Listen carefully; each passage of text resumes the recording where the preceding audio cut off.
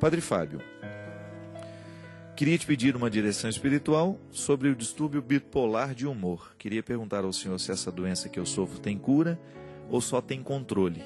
Eu me trato há muitos anos, mas queria saber se tratamento pode realmente dar um resultado. Sofro muito com essa doença e queria pedir uma orientação. É verdade, minha gente, quantas pessoas hoje estão sofrendo com o distúrbio bipolar? É uma coisa impressionante como que esta doença está crescendo entre nós. Fruto do estresse, né? Dessa vida moderna que nós levamos, essa vida irregular. Então, a medicina já avançou muito, a gente sabe, eu não sou médico, mas a gente tem informações de que hoje existe realmente um tratamento. Eu não sei se isso existe cura, é uma boa pergunta que você me faz, porque existem doenças que realmente não têm cura. Você tem controle da doença. Você vai ficar eternamente precisando tratar daquilo. Mas não é nenhum problema, né? É como quem tem diabético, né? Eu tinha uma visão tão distorcida da diabetes, né? A Mônica, a que trabalha lá no escritório, que é a pessoa principal responsável pela minha logística, pelos meus deslocamentos, né? A Mônica tem diabetes. E eu vejo o quanto que ela convive bem com isso. Aí eu fico brincando com ela, né? Pelo fato dela muitas vezes comer isso, comer aquilo. Ela fala, não, padre, eu tenho total controle, eu sei direitinho medir. Ela já tem todas aquelas tecnologias que mede a glicose, que mede isso, mede aquilo. Eu acho interessante a maneira como ela lida com esse limite. Para ela internalizou aquilo, eu vou viver eternamente assim, e ela não criou mais problema com isso. Se a gente descobre que tem uma doença que vai precisar tratar para o resto da vida, isso não pode se transformar numa causa de sofrimento para nós. É claro, sofrimento nós vamos ter. Pô, eu não gostaria de ter que passar o resto da minha vida tomando aquele bendito medicamento. Mas se num determinado momento da minha vida isso me acontecer, vamos buscar a reconciliação com essa situação. Não vamos ficar sofrendo porque eu agora descobri que tenho transtorno bipolar e vou ter que tomar esse medicamento para o resto da minha vida. Não tenha problema com isso. Eu acho que é interessante que algumas doenças até trazem para a pessoa uma disciplina que antes ela não tinha. Não é verdade? Quantas vezes você vê que aquela pessoa encontrou a disciplina porque descobriu que tinha a tal da doença. Então, a partir do momento que se cuida, que se trata, que está sendo disciplinada, ela acaba fazendo um bem danado a ela. É igual o Padre Léo dizia, de maneira muito interessante, né? Ele falava assim, que todo mundo deveria viver como se tivesse AIDS. Aí uma vez eu escutei ele falando isso e depois, mas como assim, Léo? Ele falou, o aidético, a pessoa, desculpa, o termo é muito ruim, né? A pessoa que tem o vírus do HIV, desde o momento em que ela descobre, ela começa a tomar o medicamento. Tudo bem, então ela vai fazer com que o organismo dela reaja, né, para combater aquele vírus, aquele invasor que está ali dentro. Só que todo portador do vírus HIV tem que mudar de vida assim que descobre. Porque ele vai ter que começar a ter 8 horas de sono, ele precisa começar a fazer uma atividade física, ele precisa controlar bem a dieta alimentar. Não significa não comer, mas significa comer bem. Por quê? Porque ele sabe que ele tem um sistema imunológico fraco. Porque o grande problema do vírus do HIV é esse, né? Ele ataca diretamente o sistema imunológico. Então, se ele fragiliza o sistema imunológico, uma gripe que para uma pessoa que não tem o HIV não é problema, para ela é. Porque pode evoluir, pode virar uma pneumonia. Tanto é que a maioria dos pacientes que tem o vírus HIV, o grande problema no passado era a pneumonia. Esses pacientes sofriam muito com inflamação de garganta, muita herpes, né? Que são aquelas situações que expressam que o sistema imunológico está abalado. Só que quando ele sabe que ele tem o vírus, e a partir de então ele vai começar a viver diferente, ele vai julgar a favor. Então o vírus joga contra ele, mas ele joga contra o vírus também. Como é que ele faz? Ele vai se cercar de cuidados, ele vai buscar ter uma vida regular, ele vai buscar ter uma vida saudável, comer certinho, dormir bem, buscar ter uma atividade física, de preferência todos os dias, 5 vezes por semana. Para a gente considerar atividade física regular, tem que ser no mínimo 3 vezes por semana. Então, a partir de 3 vezes na semana, se você pode fazer todos os dias, que ótimo. É o seu sistema imunológico que estará sendo agraciado com isso. Muitas vezes a gente fica pensando que academia é coisa de vaidade, né? Cuidado, viu? Porque tem muita gente se escondendo atrás disso. Ah, isso é vaidade boba. Não é não. As academias, claro que você tem lá os exageros, as pessoas que estão só em busca de um corpo bonito, mas você não pode se esquecer que uma academia é a primeira proposta que ela precisa ter dentro da sociedade, é vida saudável. É oferecer um espaço para que as pessoas possam cuidar da saúde do corpo. Eu já vi muita gente com esse discurso bobo, preconceituoso, se escondendo da própria preguiça. Se justificam assim. Eu digo isso para vocês, gente, porque eu era preguiçoso também. Eu tinha uma preguiça danada de fazer uma atividade física. Minha vida mudou tem uns 8 anos para cá. Eu não fazia nada. Fiz durante a minha adolescência, durante o tempo que eu estava no seminário, mas depois fui cada vez ficando mais preguiçoso. E a gente sabe que quando a gente descobre, e eu descobri nessa hora, né? Eu estava com algum problema imunológico também, que até hoje eu não consegui descobrir o que era. A minha imunidade ia no pé. Eu naquele ritmo de mestrado lá em Belo Horizonte, trabalhando muito, quando descobri que eu tinha um problema, fiz todos os exames de sangue, não detectava nada, não descobri absolutamente nada de errado comigo. Mas o que eu sabia é que eu estava vivendo um processo de estresse e que se eu não mudasse a minha vida, eu iria morrer muito cedo. O médico me disse, olha, padre, o senhor vai viver muito pouco, porque com 31 anos, o senhor está vivendo, com 30 anos na época, o senhor está vivendo um processo como se eu tivesse 50 anos já. O que eu tive que fazer naquela época? Buscar mudar a minha vida. A ação de Deus na nossa história é assim, minha gente. Quando Ele acende a luz amarela, corra, faça alguma coisa antes que acenda a vermelha. Muitas vezes na vida nós ficamos esperando acender a vermelha, aí já não dá mais tempo de fazer nada. Eu me lembro na época, né, que o Robson morreu, que ele descobriu que tinha o câncer. Eu estava muito apavorado, né, na primeira cirurgia dele, e eu perguntei a um médico amigo meu, eu falei assim, doutor, ele teve isso e aquilo, o que a gente faz agora com a alimentação dele, para ele se recuperar logo, para ele ter força para enfrentar essa doença? O médico olhou para mim e disse, olha, padre, eu sei que o senhor está muito bem intencionado, é seu amigo, só que a alimentação também não é milagre.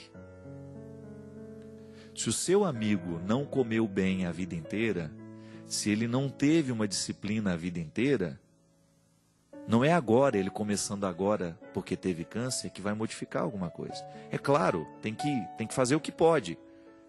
Porque se ele vencer esse câncer, isso começa a acumular agora. Ele disse para mim, a alimentação na nossa vida é cumulativa. Você vai se alimentando bem, você vai cuidando bem do seu organismo, e quando chega a doença, você reage melhor. Eu achei interessante porque quando eu tive o meu problema de fígado, né? O que o doutor Antônio falou para mim, que foi o médico que cuidou de mim lá em Petrópolis? Padre, a sua sorte é que a doença chegou no senhor no momento em que o senhor já tinha mudado de vida. O senhor já tinha aí uns 3, 4 anos de vida disciplinada, de atividade física, de alimentação regulamentada, de um bom cuidado com a saúde. Então, o senhor está respondendo bem, muito embora eu quase morri. Eu quase morri mesmo, porque foi muito sério o que aconteceu comigo. O senhor teve um processo de cuidado que ajudou o senhor agora nesse momento. Então, quando a luz ficou amarela, o senhor estava preparado para vencer. Então, muitas vezes, minha gente, quando você descobre uma enfermidade, por exemplo, hoje o bipolar é um problema sério. O que você vai fazer? Além do medicamento que o médico dá, arruma, a partir da doença que você tem, do momento que você está vivendo, descubra um motivo espiritual para você mudar. O que muitas vezes falta na nossa vida é a gente prestar atenção que a luz está amarela. Que alguma situação de perigo pode acontecer. Muitas vezes nós tratamos a doença só com o comprimido. E isso expressa também uma preguiça em nós. O comprimido não vai agir sozinho. Claro, se você tem uma bactéria, se você toma aquele antibiótico, o antibiótico vai cuidar do seu organismo. Mas você, como pessoa, você começa a ter também um compromisso com a sua doença. Então tá bom, eu preciso fazer um repouso para esse remédio agir melhor em mim. Aí muitas vezes a pessoa desconsidera isso, não faz esforço nenhum, quer que o remédio haja sozinho. Nós não podemos ser tão irresponsáveis assim. Então, se ocorre alguma situação, todo mundo hoje enfrenta problemas de doenças, né? Nós estamos ainda com os requisitos da gripe suína. O que isso nos ensinou? Que toda gripe é perigosa. Toda gripe pode evoluir para um problema mais sério. Só que nós nos acostumamos a ficar gripados, né? Então a gente não fez muito mais coisas. A gente vai e continua a nossa vida, a gente espirra na frente do outro, a gente espirra dentro dos ambientes fechados. Independente se a gente pode pensar que ali pode ter uma pessoa com problema de imunidade, que aquela gripe que não me faz tanto mal pode matar o outro. Isso é muito sério. Foi a grande lição que a gripe suína trouxe para nós. Nós não temos o direito de negligenciar a nossa saúde. Nós precisamos ter cuidado, nós precisamos lavar as mãos, nós precisamos ter cuidado com o outro. Eu não tenho o direito de espirrar em cima do outro. Não é? Tudo isso. Uma situação gerou uma mudança de comportamento. Gente, a nossa vida espiritual é o tempo todo assim. Ela tem que mudar o nosso comportamento.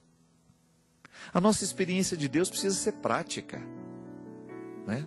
Nós precisamos encontrar nestas coisas da vida os motivos que nos fazem ser novos. Quantas vezes na nossa alma as coisas acontecem assim também? Quantas vezes dentro do seu coração as coisas não estão boas, você está se sentindo amargurado, você está se sentindo decepcionado com tantas coisas, mas para isso não tem comprimido.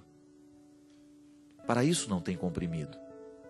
E é muito triste quando nós começamos a tratar o processo de depressão, o processo de angústia, de ansiedade com cápsulas. Eu tenho sempre vivo dentro de mim um trabalho maravilhoso que é feito no Recife, já falei disso, de uma profissional chamada Margarida Félix, uma psicoterapeuta maravilhosa, uma mulher de um profundo conhecimento, cristã, uma mulher que tem uma experiência de Deus belíssima, irmã do meu grande amigo Padre André Vital. Ele é professor de Bíblia, um dos homens mais fantásticos que eu conheci na minha vida, e a Margarida, que é irmã dele. Eu me recordo que quando conheci a Margarida, comecei a conversar com ela, né, e fui descobrindo que aquela mulher fazia um trabalho maravilhoso de recuperação de depressão, sem usar um medicamento químico. Sabe como? Mudança de hábitos. Não sei se ela ainda atende lá na Jaqueira, né? Era a clínica lá no Recife. Mas a Margarida, e ela me ensinou muito isso. Quantas coisas hoje na minha vida eu faço porque um dia eu escutei a Margarida me contando que dá certo. Como é que ela recuperava os pacientes lá? Às vezes com casos psiquiátricos, gente. Com situações de casos agravados mesmo. Sabe como que era a técnica lá? Primeira coisa, retirava o açúcar da alimentação. Primeira coisa. Só era usado lá dentro, e os pacientes depois levavam esse hábito para casa, a açúcar de frutose, que é açúcar extraída da própria fruta, que não faz mal nenhum para a saúde. Essa açúcar que nós usamos, este açúcar, é feminino ou masculino? Não sei. Esse troço que a gente põe para adoçar nossas comidas, né? Isso é extremamente nocivo para a nossa saúde. É o processo do refinamento, né? Quanto mais refina um alimento, mais nocivo ele fica para a saúde. Aí estava a dimensão espiritual do tratamento da Margarida, que ela insistia em dizer. Aqui na clínica, primeira coisa, nós mudamos o hábito do paciente. Mudamos a alimentação do paciente. Ensinamos a comer diferente, ensinamos a comer melhor. E a partir daí, nós começamos a mudar também, trazendo uma terapia ocupacional. Aquela mente que antes só se ocupava de coisas ruins, começa a ser ocupada com coisas boas. Aí você tem uma mudança. Mudou o pensamento, mudou a alimentação, você tem a possibilidade de mudar um ser humano por completo. Espiritualidade é isso. Quando a gente descobre que há uma integração total, plena, entre espírito e o corpo. É neste corpo que o espírito está. É nele que eu preciso viver a dimensão bonita dessa integração. Não sou só corpo, não sou só espírito, né? Eu sou uno. A antropologia cristã nos ensina esta unidade de corpo e alma. Eu estou vivendo a minha experiência aqui. E lá na clínica, a Margarida trabalha a partir desta integração. Quer cuidar bem da alma dessa pessoa, das doenças da mente? Então vamos cuidar bem deste corpo, né? Vamos modificar, vamos colocar este corpo no novo movimento. E a nossa espiritualidade precisa fazer a mesma coisa conosco. Se esse Deus que nos converte não diminui o número de latas de óleos que nós usamos todos os meses na nossa cozinha, então onde é que está a nossa conversão? A nossa conversão, a Gisele Savioli fala de maneira tão bonita isso, e ela precisa escrever sobre isso, já falei para ela isso. O alimento e a vida espiritual. Aquilo que nós comemos é também expressão concreta do que nós cremos. Se eu creio na sacralidade do meu corpo, se eu creio na sacralidade da minha vida, se eu creio na sacralidade de tudo aquilo que Deus me entregou, eu sou o administrador disso tudo. Como é que eu administro?